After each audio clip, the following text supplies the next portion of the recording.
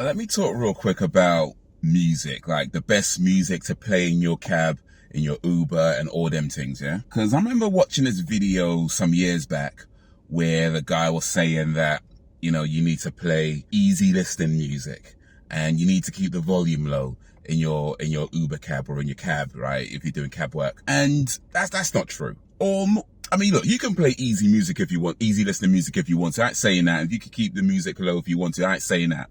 But you don't have to only play easy listening music, and you don't have to keep the music low, because I have had plenty of experiences where I've played not even close to easy listening music and then the volume wasn't low, and not only wasn't it a problem, it's possibly resulted in getting a little extra tip, you know what I mean? A few coins in your pocket or something like that.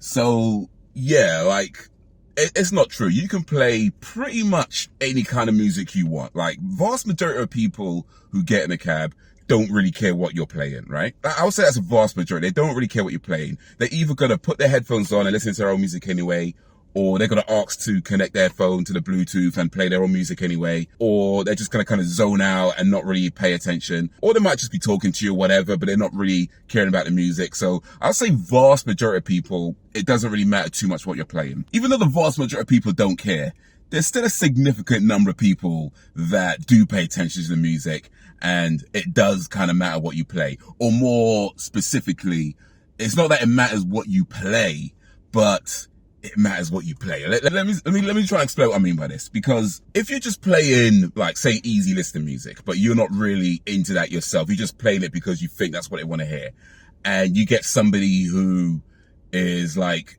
they're listening to the music, they're coming in and they're paying attention, and they hear the songs, and they're like, oh, you like Vanessa Carlton or whatever, right? This is the name that comes to mind. And you're like, oh, I don't know. It's like, what are you doing? You know what you did?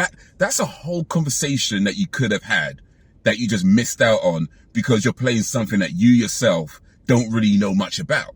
Now, if you're into easy listening music, right, then it's a different thing. Because when they ask you about, whoever, you could then talk to them like, oh, yeah, like, I really like this artist, their last album was great. You got a whole conversation you could have now. The point I'm making is play music that you're interested in, right? Because the people who do get in, that say something, that are paying attention, like I say, most people don't care, but the people who do get in that want to say, that might say something, if you don't know anything about the music you're playing, it's like, that's a whole conversation you just missed, because they might be really into it. Like, if you're just playing jazz and you're not into jazz, and they get in the car and they're like, oh, you got like Miles Davis on, like, what do you think of his music? And you're like, oh, I don't really, That's a whole conversation just missed. You could talk to them about Miles Davis.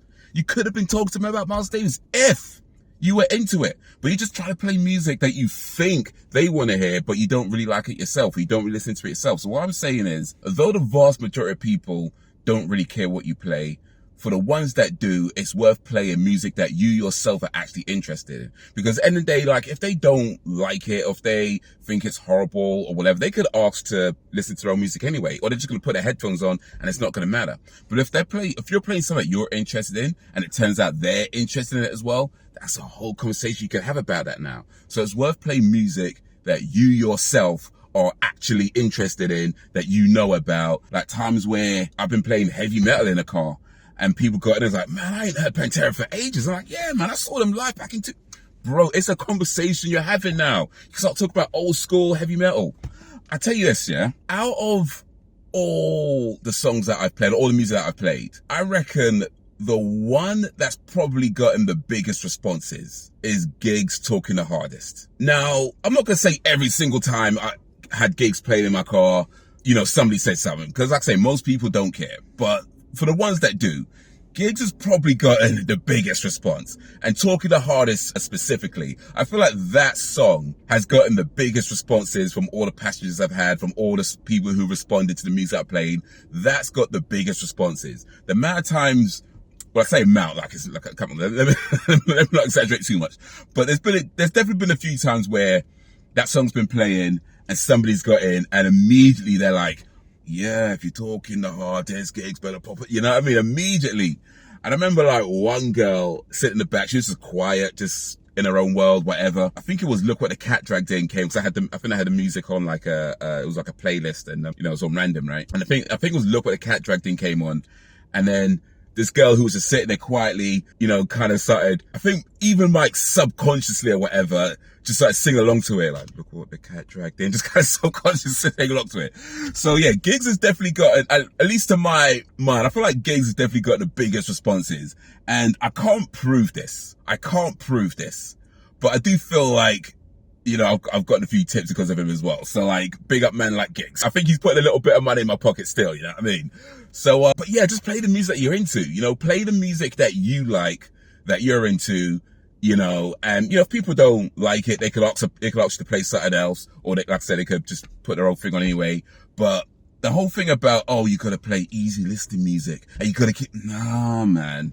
If you're into easy listening music, cool, play that, it's fine. But if you're not, if you're just doing it because you think that's what they want to hear, nah, I'm telling you, play the music that you like, that you're actually interested in, because most people aren't going to care anyway. But the ones that do, when they get in and they hear it, that's a conversation you can have now, and that's a whole team can relate on now. So yeah, play the music that you actually like. Avoid the news. Here's one thing. Bare times I've got into a cab myself, and they're playing LBC or whatever kind of news station, I would say avoid that. Avoid the news, avoid the radio. It's worth getting, you know, a Spotify account or a YouTube music account or whatever. That way you could control more directly the music you're playing. And I know some of your cheapskates don't like to pay extra things. It's worth getting it. It's worth paying the, was it £10, £11, whatever it is a month that these days, I think it's like £12 a month, most of them charge now. But it's worth paying that on a monthly thing so you can control the music that you're playing, and it creates a better experience. They don't need to get into your cab and listen to like all the doom and gloom going on in the world. It's like, you got to deal with that anyway. For the time they're in your cab, a little bit of a reprieve from that, you know, a little bit of a break from that while for the time they're in your cab, whether it's 10 minutes, 15 minutes, 30 minutes, however long the journey is. Give them a little bit of a break from all the real world drama.